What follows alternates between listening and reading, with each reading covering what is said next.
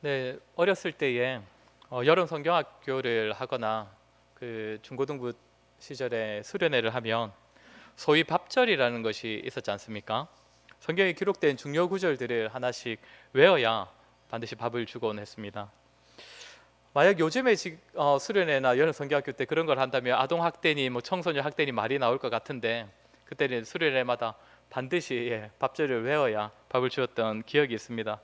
조원들 중에 한 명이라도 못 외우면 밥을 절대로 주지 않는, 뭔가 좀 아슬아슬한 그런 맛도 있었고 재미도 있었던 것 같습니다. 지금 와서 생각해 보면 그렇게 그때 당시 외웠던 말씀들이, 그 구절들이 성경의 아주 핵심적인 내용들을 다루는 구절들이었습니다. 제가 예전에 신대원에 입학하기 위해서 성경 구절을 굉장히 많이 외웠던 기억이 있는데, 그때 외우면서 이게 그래도 내가 옛날에 한 번쯤 외워봤던 것 같아라고 그렇게 익숙한 구절들은 다 생각해 보면 밥절로 그렇게 외웠던 구절들이었습니다. 그 당시에는 이런 프로그램 왜 하나 이런 생각 드는 것도 있었는데, 생각해 보면 참 옛날 수련회 여러 성경학교 했던 프로그램들이 결코 아무 의미 없는 것은 아니었구나라는 생각이 듭니다. 오늘 본문의 사도행전 1장 8절도 사실 밥절로 자주 등장했던 그 구절입니다. 오직 성령이 임하시면 증인이 되리라는 말씀. 예수님께서 승천 직전에 하신 말씀이니까 마치 유언과도 같은 말씀입니다. 게다가 승천에 가시는 예수님을 대신하여 이제는 성령 하나님께서 제자들과 함께 하실 것이라는 이 사실을 알리시는 말씀. 그러니까 한 시대의 종결과 새로운 시대의 시작을 알리는 말씀이라고도 볼 수 있기 때문에 굉장히 중요한 말씀입니다. 오늘은 예수님께서 이 본문을 말씀하시는 배경과 함께 이 말씀을 집중적으로 좀 살피면서 설교를 하도록 하겠습니다. 지난주 본문부터 좀 보시면 3절에서 예수님께서 제자들에게 자신의 살아계심을 나타내시고 40일간 그 부활을 보이시며 어떻게든 믿게 하시고 하나님 나라의 일을 말씀하셨다라고 합니다. 예수님의 죽음과 부활, 이것을 알리시면서 결국 제자들에게 가르치시려고 했던 내용은 하나님 나라라는 것입니다. 그리고 이 나라를 가르치신 이후에 제자들에게는 약속하신 성령을 기다리라라고 말씀하셨습니다. 그러니까 예수님께서 말씀하시고 지금 가르치신 하나님 나라와 또 장차 오실 것이라고 약속하신 성령님이 굉장히 밀접한 관련이 있구나를 우리가 생각해 볼 수 있습니다. 자, 그런데 이러한 예수님의 가르치심과 약속의 말씀을 들은 제자들의 반응이 어떠합니까? 오늘 6절을 보시면 그들이 모였을 때에 예수께 여쭈어 이르되 주께서 이스라엘 나라를 회복하심이 이때니까. 지금 예수님께서 하나님 나라에 대하여 가르치시고 말씀하실 때 나온 질문이니까 어찌 보면 이 질문은 너무 당연한 질문으로도 보일 수 있지만, 이 단어 하나하나를 들여다보면 참 엉뚱한 질문이고 또 제자들이 여전히 인간적인 생각에서 벗어나지 못하다는 것을 생각해 볼 수 있습니다. 사실 예수님께서는 하나님 나라에 대한 가르침을 지금 부활하신 이후에 처음 가르치신 것이 아닙니다. 이 공생의 사역 내내 제자들에게 하나님 나라를 자주 가르쳐 주셨고, 그에 더하여서 이번에도 부활하신 이후에 40일간 제자들에게 하나님 나라를 가르치셨고, 또 지금도 다시 한번 마치 유언과도 같은 말씀으로 하나님 나라를 가르치시고 말씀하시는데, 제자들의 질문은 예수님의 가르침과는 사뭇 다른 내용의 질문입니다. 이스라엘 나라를 회복하심이 이때니까. 예수님께서 하나님 나라를 가르치시고 약속된 성령을 기다리라고 하시니까 제자들이 그러면 약속하신 성령께서 오시는 그때가 바로 우리 이스라엘이 회복되는 때입니까? 라는 질문을 하는 겁니다. 하나님 나라를 말씀하시는데 이스라엘 나라의 회복을 질문한다는 것이죠. 왜 이걸 묻겠습니까? 제자들조차 유대인들이 가지는 그 민족주의적 성향을 아직도 벗어버리지 못하고 있는 것입니다. 하나님 나라와 자신들의 민족인 이스라엘을 동일시하고 있다는 것이죠. 게다가 여기서 회복이라는 단어는 사실 정치적으로나 또 영토적인 회복을 말할 때 자주 사용되는 단어인데, 여전히 그들이 바라고 있는 것이 무엇인지를 우리가 엿볼 수 있는 것입니다. 그리고 이때니까라는 표현에서는 어서 좀 그날이 왔으면 좋겠다 하는 그런 그들 제자들의 욕망을 엿볼 수 있습니다. 그러니까 하나님 나라에 대한 가르침을 받은 제자들은 전혀 엉뚱한 소리를 하고 있는 겁니다. 자기들의 나라가 다시금 다윗 시대의 찬란한 영광을 회복하고 현재 자신들을 지배하는 그 로마라는 세계 최고의 강대국이 자기 나라에게 패배하고 무릎 꿇는 그런 때가 언제냐라는 질문을 하는 것입니다. 종교개혁자 칼빈은 제자들의 이 질문은 단어 하나하나가 다 틀린 질문이다, 이런 이야기를 하고 있습니다. 이렇게 제자들이 어쩌면 예수님의 마음을 참 허탈하게 할 수 있는 그런 질문을 하자 예수님께서는 7절에서 때와 시기는 아버지께서 자기의 권한을 두셨으니 너희의 알 바가 아니다. 그러고 보면 많은 사람들이 이런 부분을 참 많이 궁금해하는 것 같습니다. 과연 그때가 언제인가? 언제가 마지막 때인가? 언제 하나님 나라가 다시 회복되고 예수님께서 이 땅에 오시는가? 특히 세기 말이 되면 이런 걸 궁금해하는 분위기가 많이 조성되지 않습니까? 여기 계신 대부분은 이 20세기의 마지막과 21세기의 시작을 다 경험을 해 보셨을 텐데, 그때에도 사람들이 참 종말에 대한 관심이 많았지 않습니까? 또 노스트라다무스의 예언이 적중할 것인가 틀릴 것인가 막 이런 데에 대한 관심이 굉장히 많았습니다. 제자들도 그러했던 것입니다. 게다가 제자들은 그 회복의 때가 자기 민족이 다시 회복되는 때로 여기고 있기 때문에 더 궁금했을 것입니다. 이에 예수님께서는 그런 것에 대해서는 관심 다 접어두고 눈을 감으라고 말씀하시고, 이 땅에서 우리가 볼 수 있는 하나님 나라가 어떤 곳인지, 우리는 어떤 마음과 자세로 그 나라를 기다리고 바라보아야 할 것인지를 말씀하시는데, 그것이 우리가 잘 아는 사도행전 1장 8절인 것입니다. 우리 사도행전 1장 8절을 우리 같이 한번 읽어보겠습니다. 1장 8절입니다. 시작.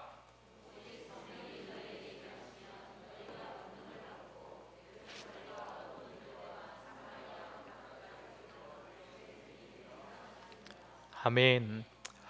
이 예수님의 말씀에서 예수님께서 가르치시는 하나님 나라가 어떤 곳인지 그 특징을 몇 가지 찾아볼 수 있는데, 먼저 알 수 있는 것은 하나님의 나라는 오직 성령의 권능으로 이루어지고 또 확장되는 나라라는 사실입니다.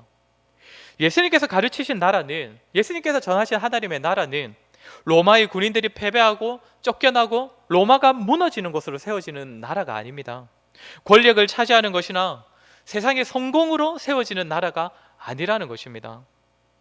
지난주 누가복음은 예수님께서 행하시며 가르치신 시작에 관한 글이라고 했고, 사도행전은 예수님께서 지금도 천상에서 그 사역을 계속 이어가고 계심을 보여주는 글이라고 했습니다.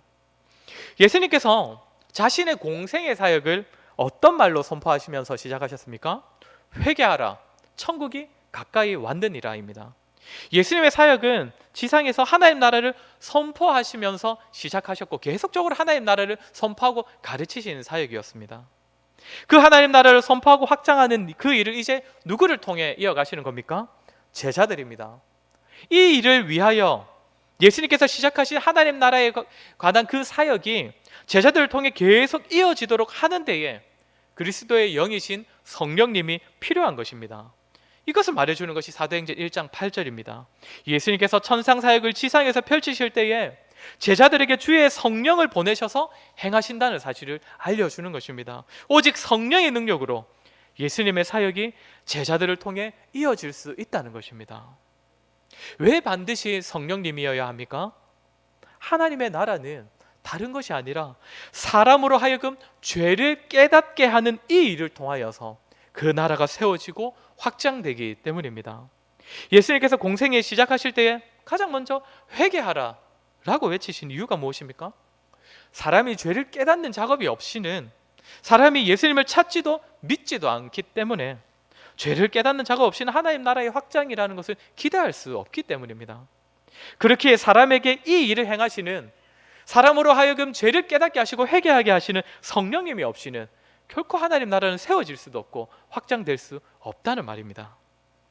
우리는 하나님 나라가 세워지고 확장되고 또 교회를 통해 그 나라가 확장되는 것을 기대하고 바라볼 때에 이 사실을 결코 잊어서는 안 될 것입니다. 오직 성령을 통해, 성령님께서 사람 안에 이루시는 그 일을 통해 그 하나님 나라는 세워지고 확장된다는 것입니다. 우리가 전도할 때에 참 조심해야 하는 부분입니다. 하나님 나라를 우리가 입에 담고 있지만 성령님과 상관없이, 성령님께서 회개케 하시는 그 역사와 상관없이 참 움직일 때가 많이 있는 것 같기 때문입니다. 예전에 사역했던 교회에서 제가 중고등부를 담당했을 때에 제가 부임해서 이제 사역을 시작해 보니 평균 25명의 학생들이 예배에 참석을 했었습니다. 그 숫자가 참 꾸준했습니다. 뭐 더 나오지도 않았지만 25명에서 덜 나오지도 않았습니다. 고3부터 중1까지 그 25명이 꾸준히 예배에 참석했던 기억이 납니다. 전 그걸로도 참 좋았는데, 근데 이제 선생님께서 제가 막 새로 부임해 가니까 뭔가를 좀 해봤으면 하는 그 기대의 눈빛을 계속 저한테 보이시더라고요. 제가 눈치가 굉장히 빠르거든요. 그래서 저 개인적으로는 이 25명이 정말 하나님을 만났는지, 정말 복음을 받아들였는지 그것을 좀 계속적으로 아이들하고 교제하면서 좀 체크하고 좀 확인해 보고 싶었는데, 선생님들의 이 눈빛을 보니까 뭔가를 해야겠구나라는 생각이 들어가지고 당시에 이렇게 함께 섬기던 청년 선생님들하고 같이 아주 열심히 준비해서 우리가 소위 말하는 총동원 전도주의를 한번 가졌었습니다. 재정도 엄청나게 드리고, 그날이 딱 오니까 딱 2배가 모였습니다. 그러니까 정확하게는 중고등부 학생들이 앉아보니까 50명이, 평소에 25명이 모였었는데 50명이 딱 앉아있더라고요. 교육관, 당시 예배드리던 교육관이 꽉 차가지고 선생님들은 다 맨 뒤에 쫙 이렇게 서가지고 그렇게 예배를 드렸습니다. 싱글벙글했죠. 선생님들 아주 좋아하고, 학생들도 뭔가 오는구나 싶으니까 이제 좋아하고, 초대된 학생들도 공짜로 막 선물 주니까 좋아하고, 다들 싱글벙글했습니다. 그날 이후로 어떻게 되었을까요? 다시 평균 25명으로 쭉 단 한 번도 변하지 않고 연말까지 쭉 25명만 출석했습니다. 제가 선생님들께 아무 말도 안 했고 선생님들도 아무 말도 안 하시더라고요. 그 행사에 대한 평가도 하지 않았습니다. 사랑하는 성도 여러분, 저는 우리가 이렇게든 저렇게든 전도하는 것 참 좋다고 생각합니다. 제가 막 전도주의를 하고 나서 별로 별게 없었다 이런 얘기하면 저 목사는 전도주의 이런 거 안 하겠구나, 하기 싫어하겠구나 이런 생각하실 수도 있는데, 전 총동원 전도주의 정말 좋은 수단이 되고, 또 성도들이 마음을 모아서 또 그런 행사에 또 힘을 쓴다는 것 참 저는 귀하게 생각합니다. 그러나 기억해야 하는 것은 하나님 나라의 확장에 있어서 필수 조건은 전도주일이 아닙니다. 오직 성령의 권능입니다. 성령께서 임하셔서 사람들이 가진 죄가 얼마나 많은지, 그렇게 사람의 상태가 얼마나 비참한지, 얼마나 가진 것 없는 초라한 존재인지 그것을 깨닫게 하시지 않으면 결국 초대된 자들은 하나님 나라와는 아무런 관련이 없는 자가 되는 것이고, 그렇게 거기에서는 하나님 나라의 확장이 결코 일어날 수가 없는 것입니다. 오직 성령님께서 죄를 보여주셔야만 사람이 그리스도를 찾게 되고 그리스도를 바라보게 되고, 그때의 성령께서 한 영혼을 예수께로 인도하셔서 그리스도와 그 영혼을 연합시켜 주셔야만 그리스도를 통해 받을 수 있는 모든 좋은 것이 그 영혼에게 전달되면서 영혼이 변화되고 영혼이 자라기 시작하는 것입니다. 그때에 하나님 나라가 세워지고 하나님 나라가 확장되는 것입니다. 사람이 죄인이라는 사실을 깨닫게 하는 것, 그러한 성령의 역사, 성령의 권능이 아니면 아무 일도 일어나지 않는 것입니다. 그 총동원주의를 했던 날에 아직도 기억나는 하나의 장면이 있습니다. 갑자기 교육관이 꽉 차니까 엄청나게 소란스러웠습니다. 막 믿는 친구 반, 믿지 않는 친구들 반이니까 계속해서 잡담하고 떠들지 않겠습니까? 학교 그 수업 쉬는 시간 같은 기분이었을 것입니다. 선생님이 앞에 나와서 찬양을 해도 떠들고, 선생님이 나와서 사회를 봐도 떠들고, 기존 학생들도 그날따라 굉장히 많이 떠들더라고요. 제가 설교하러 나갔습니다. 여전히 떠들고 앉아 있었습니다. 저 사람이 뭐 하는지 뭐 상관없겠죠, 자기들은. 그래서 제가 처음으로 이 한마디를 던졌습니다. 여러분, 성경을 보면 여러분들 전부 다 죄인이라고 합니다. 이 말을 제가 딱 이렇게 처음에 던졌습니다. 그러니까 이 자리에 모인 우리 모두는 다 죄인입니다, 이 얘기를 한 건데, 그 순간 잠깐 정적이 흐르더라고요. 그 순간 아니, 저 인간이 우리한테 이 공짜로 이 선물 줬다고 해서 감히 우리를 죄인 취급해, 약간 이런 눈빛으로 탁 이렇게 다 째려보다가 제가 이제 본격적으로 복음을 전하기 시작하니까 또 막 떠들기 시작하더라고요. 죄를 선포해도 자신을 죄인으로 인정함이 없으니 그 자리에서는 확장이 일어날 수가 없었습니다. 그것은 제가 하는 일도 아니고 사실 선생님들이 할 수 있는 일도 아니고, 오직 성령께서 권능으로 역사하셔야, 성령께서 이루어 주셔야 일어날 수 있는 일입니다. 성령의 능력과 주권적인 역사 없이는 하나님 나라는 결코 세워질 수 없습니다. 그렇게 예수님께서는 제자들에게 성령으로 세례를 받기 전까지는 밖으로 나가지도 말라고 하신 것입니다. 너희가 할 수 있는 방식, 너희가 하려는 그런 방식, 너희가 가지고 있는 그 몇 안 되는 그런 능력으로는 하나님 나라가 결코 세워질 수도 없고 확장될 수도 없기에 오직 성령의 능력으로만 세워지고 확장되는 것이 하나님 나라이기에 너희는 성령을 기다리라 라고 말씀하셨던 것입니다. 이 약속의 말씀은 오늘날 우리에게 또 교회에 있어 위로이자 과제입니다. 하나님 나라의 확장은 우리의 능력과 의지에 달려있는 것이 아닙니다. 우리가 하나님을 또 성령님을 얼마나 의지하는지에 달려있는 것입니다. 얼마나 많은 자들이 모이는가가 중요한 것이 아닙니다. 얼마나 많은 자들이 성령님을 의지하는 그런 공동체인가. 그리하여 성령께서 하시는 역사, 변화됨이 있는 그곳에 하나님 나라가 세워지는 것입니다. 우리는 하나님 나라의 확장을 말할 때에 사실 이 확장이라는 단어 때문에 계속해서 숫자의 많아짐, 또 규모가 커지는 것을 계속 같이 연관지어서 생각을 하게 되는데 사실 그것이 아닙니다. 죄인을 고백하던 자가 얼마나 많은가, 죄를 얼마나 더 깊이 깨닫고 돌이키는 그런 공동체인가, 성령의 도우심으로 변화되는 자가 있는가, 그런 자가 계속적으로 세워지고 있는가, 그것이 하나님 나라에 있어서는 훨씬 더 중요한 것입니다. 성도 여러분께서도 은혜 받아서 변화되어 보신 경험 있으시지 않습니까? 여러분 자신이나 아니면 주변 성도를 보면서 와, 정말 내가 변한 것 보면, 아니 저 성도 변한 것 보면 이건 성령의 역사 아니면 도무지 일어날 수 없는 일이다, 정말 이건 성령께서 하신 일이다, 그렇게 고백할 수밖에 없는 변화 보신 적 있으시지 않습니까? 그게 하나님 나라의 확장의 모습인 것입니다. 제가 SFC 강사를 10년 넘게 하면서 이렇게 대학생들을 계속 꾸준히 만나다 보면 입학 때부터 졸업 때까지를 다 지켜보는 학생들이 여럿 있지 않겠습니까? 기독교 동아리를 찾아온 친구들이라고 하지만 1학년 때 찾아온 그들의 모습 보면 얼마나 별로인지 모릅니다. 부모님께서 또는 교회 교역자가 불안하니까 이제 등 떠밀면서 억지로 밀어넣는 학생들도 굉장히 많이 옵니다. 그런 모습은 참 교회와 다를 바 없는 것 같습니다. 억지로 와가지고 앉아있는 사람들도 많이 있는 것은. 그렇게 1학년 때 가입한 친구들을 보면 정말 철없고 참 사람이 덜 된 것 같다 싶은 그런 사람들 많이 있는데, 이 아이들이 4학년 때까지 계속 이 기독교 동아리 활동을 하긴 하겠나 막 싶은 그런 사람들이 참 많이 있습니다. 그런데 이 친구들 중에서 정말 꾸준하게 하나님의 말씀을 통하여서 또 경건의 훈련을 통하여서 하나님께서 주시는 그 양식과 꼴을 받아 먹으니 이 아이들 성품이 변하기도 하고 그들의 삶이 달라지기도 하는 친구들 또 여럿 보았습니다.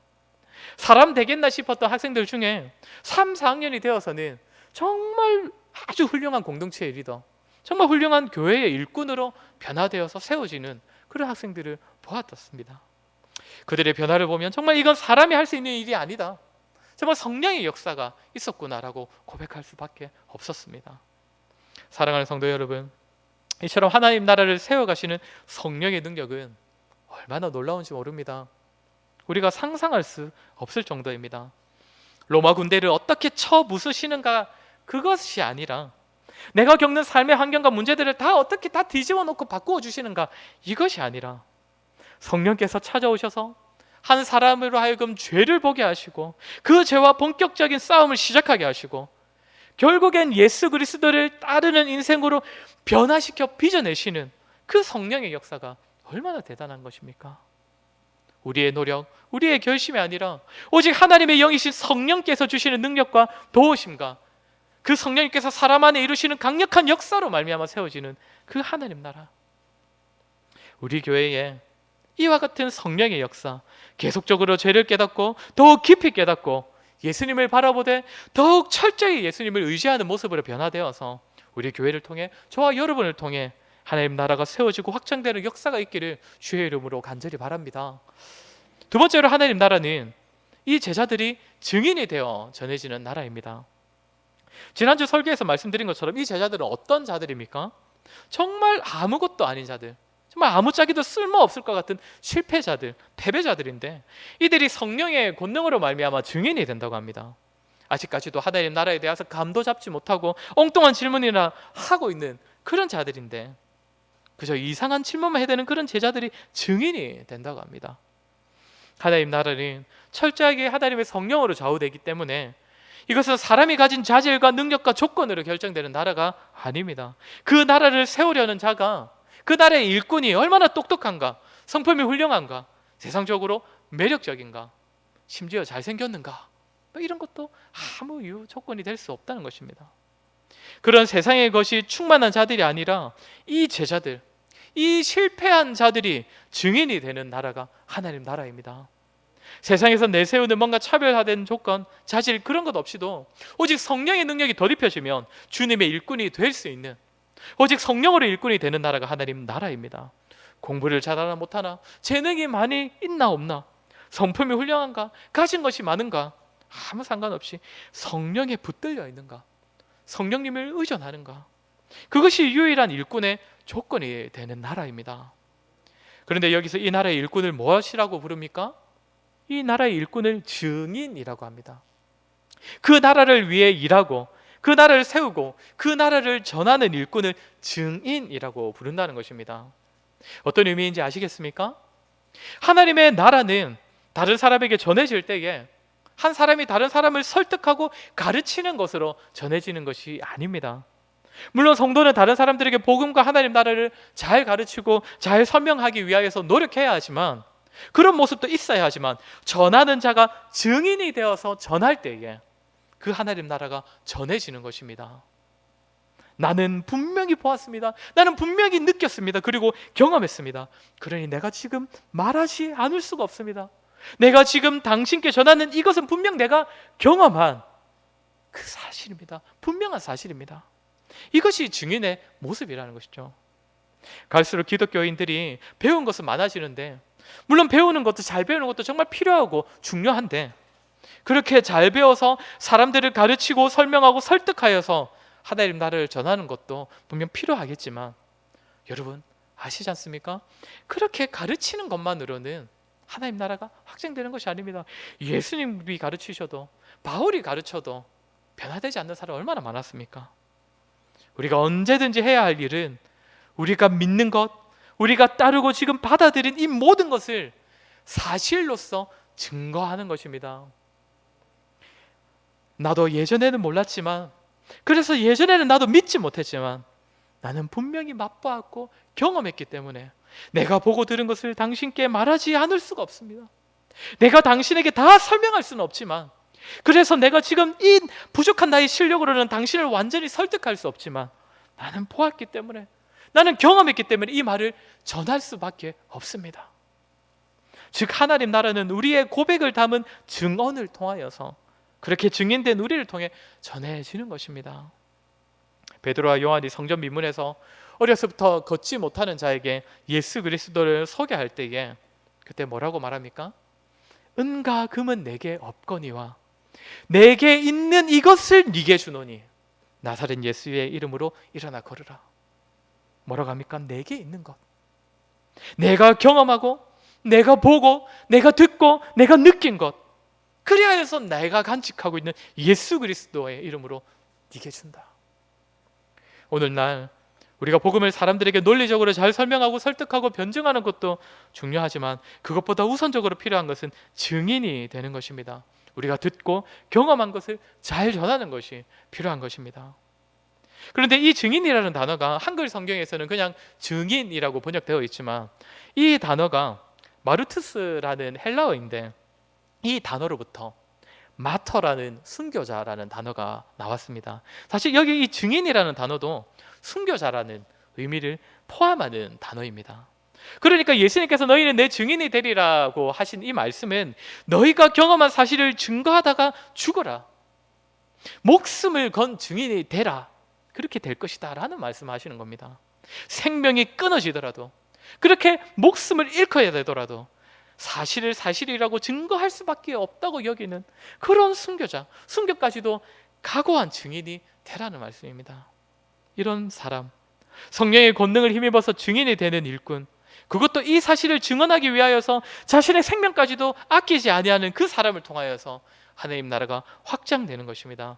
우리 예수님께서 성령을 보내셔서 아무것도 아닌 자를 순교를 각오한 증인으로 세우셔서 그를 통하여서 하나님의 나라를 세워가시는 겁니다. 사랑하는 성도 여러분, 우리에게도 보고 들은 것을 말하지 않을 수 없다는 그런 각오, 그런 결단이 있었으면 좋겠습니다. 아무것도 아닌 자들을 성령의 능력으로 증인되게 하신 그 성령의 역사가 저와 여러분에게도 있었으면 좋겠습니다. 때로는 목숨을 걸어야 할 때가 있을 수도 있고, 수치와 부끄러움을 각오해야 할 때가 있고, 손해를 각오해야 할 때가 있더라도 내가 보고 들은 것을 말하지 않을 수 없다. 나에게 주신 하나님의 은혜, 나를 위해 베풀어 주신 그 사랑, 내가 경험한 그 모든 것이 결코 거짓이 아니기에, 그저 이론에 불과한 것이 아니기에, 진실로 내가 경험했기에 부담감과 부끄러움과 갈등이 예상되는 그곳에서도 예수 그리스도의 증인으로 살아내는 저와 여러분이 되었으면 좋겠습니다. 그래야 해서 예수님을 통해 복을 받기만 좋아하지, 그분을 위해 나의 것을 드리고 나의 시간을 드리고 증인으로 수고하는 자가 얻는 복이 얼마나 즐겁고 값진 것인지를 모르는 이 시대에 증인으로서 행복을 누리며 살아가는 저와 여러분이 되었으면 좋겠습니다. 마지막으로 짧게 하나만 더 말씀드리겠습니다. 예수님께서 가르치신 하나님의 나라는 예루살렘에만 머무는 나라가 아닙니다. 거기서 시작될 뿐 땅끝으로 나아가는 나라입니다. 먼저 믿은 자들을 통하여서 주변으로 전해지고, 그렇게 전해진 나라가 더 넓게 확대되고 그렇게 온 세계에까지 퍼지는, 그렇게 확장되는 나라입니다. 그렇게 모든 성도들은 사실상 국제적일 수밖에 없고, 모든 성도와 모든 교회는 사실 선교적일 수밖에 없습니다. 모든 성도가 선교를 나가야 하고 모든 교회가 선교사를 파송해야 된다는 그런 의미가 아닙니다. 그러나 모든 성도는 반드시 이 하나님 나라의 확장을 마음에 품으면서 선교라는 것을 마음에 둘 수 있어야 합니다. 왜냐하면 하나님의 나라는 세계 끝까지 확장되어 나가야 하는 나라이기 때문입니다. 교회와 성도가 하나님의 말씀과 그 은혜 안에 거하게 되면 성령의 능력을 더디벼 증인으로 세워질 것인데, 그러면 자연스럽게 교회 안에 있던 자들은 밖으로 나가게 되는 것이고, 그렇게 밖으로 나가는 범위가 점차 확대되면서 복음이 온 땅에 전해지는 역사가 일어나는 것입니다. 우리 모든 성도들은 그 역사를 늘 마음에 품고 기도해야 하고, 가능하다면 그 일에 동참도 하고 후원도 해야 할 것입니다. 그것이 예수님께서 말씀하신, 예수님께서 가르치신 하나님 나라이기 때문입니다. 오늘 본문 마지막에 천사의 메시지가 있습니다. 11절을 우리 한번 같이 읽어보겠습니다. 11절입니다. 시작.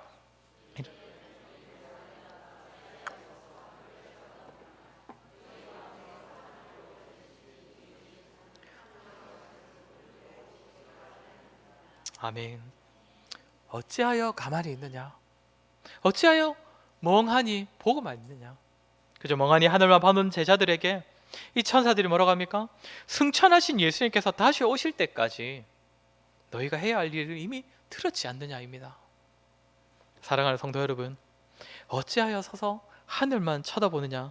어찌하여 헛된 것에만 마음을 두고 있느냐는 이 질문을 우리에게 하는 것으로 들으시기 바랍니다. 이때 천사의 말을 들은 제자들은 성령이 오시기까지 대략 열흘 정도 더 기다려야 했지만, 저와 여러분은 이미 성령을 받은 자들입니다. 그러니 우리는 성령의 내주하심을 기억하고 더더욱 그 성령 하나님을 의존하는 마음을 가지고 그 능력을 사모해야 할 것입니다. 그리하여 성령의 능력을 힘입어 우리 자신을 내어드리는, 때때로 우리의 목숨까지 내어드리는 증인의 삶을 살아갔으면 좋겠고, 하나님 나라가 세계에까지 확장되는 그 일에 직접적으로든 간접적으로든 크게든 작게든 헌신하는 저와 여러분이 되었으면 좋겠습니다. 이러한 은혜가 우리 모두에게, 우리 사천 온누리 교회에 충만하기를 주의 이름으로 간절히 소원합니다. 우리들의 말씀을 기억하면서 한번 같이 기도했으면 좋겠습니다. 하나님, 우리에게도 성령의 능력을 덧입혀 주시옵소서. 성령의 권능을 하나님 우리에게 덧입혀 주시옵소서. 우리의 마음 가운데 우리에게 내주하시는 그 성령 하나님을 더욱 의존하고 더욱 의지하는 그런 마음을 충만케 하셔서 오직 성령의 권능으로 이 땅 가운데 예수 그리스도의 증인으로 살아가는 우리가 되게 하여 주시옵소서. 하나님께서 우리에게 수많은 것들을 베푸셨사오니 그 은혜와 그 사랑을 내가 보고 들은 것을 말하지 않고는 견딜 수 없는 그러한 증인된 우리가 될 수 있도록 하나님 우리에게 믿음을 더하여 주시옵소서. 그리하여서 우리를 통하여 우리 교회를 통하여 세계까지 이 하나님 나라가 확장되는 역사가 일어나게 하여 주시옵소서. 우리 이 시간 들은 말씀을 기억하며 같이 기도하도록 하겠습니다. 기도하겠습니다.